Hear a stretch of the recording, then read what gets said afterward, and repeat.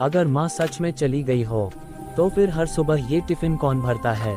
School की घंटी बजने से पहले वो लड़का रोज एक ही बात कहकर रो पड़ता, अब टिफिन मत रखा करो, अब कोई नहीं है जो मेरे लिए खाना बनाए।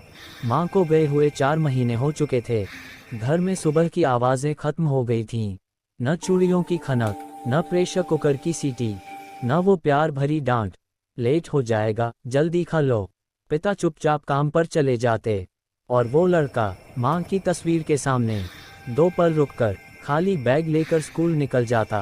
पहले दिन उसने जानबूझकर टिफिन नहीं रखा। दिल भारी था, आंखें सूखी, लेकिन स्कूल पहुंचकर जब उसने बैग खोला, अंदर स्टील का वही पुराना टिफिन रखा था।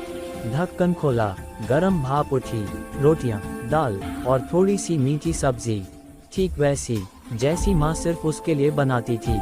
वो सिहर गया। घर में उस वक्त कोई था ही नहीं। दूसरे दिन उसने पिता से पूछा, आपने टिफिन रखा था? पिता ने थकी आंखों से देखा, नहीं बेटा, मैं तो खुद बिना खाए चला गया था।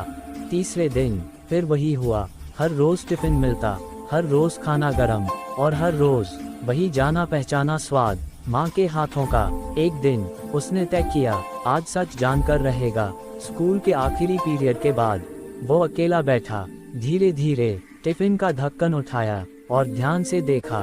ढक्कन की चमक में उसका चेहरा नहीं दिखी एक हल्की कांपती परछाई, एक औरत की परछाई, सिर पर आंचल, हाथों में रोटी और चेहरे पर वही सुकून भरी मुस्कान। उसकी आंखें भर आईं, गला सूख गया, आंसू गिरते हुए रोटी पर जा गिरे।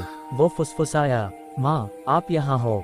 परछाई कुछ नहीं बोली, बस हल्की सी हिल गई, जैसे कह रही हो, खा लो, ठंडा हो जाएगा।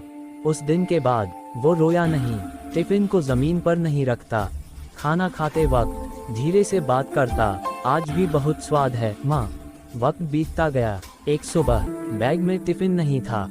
उस दिन उसने खुद चूल्हा जलाया। पहली रोटी जली, दूसरी आधी रह गई, हाथ कांप रहे थे, पर उसने खाना बनाया। खाते वक्त आंखें बंद की और उसी पल उसे वही स्वाद महसूस हुआ। वो समझ गया, माँ अब टिफिन में नहीं, उसकी आदतों में, उसकी यादों में, उसके हाथों में जिंदा है। लेकिन आज भी जब वो स्कूल बैग खोलता है, तो दिल के किसी कोने से एक सवाल अब आपसे, अगर माँ सिर्फ याद बन चुकी है, तो फिर उन दिनों वो परछाई हर सुबह गरम खाना कैसे बना रही थी?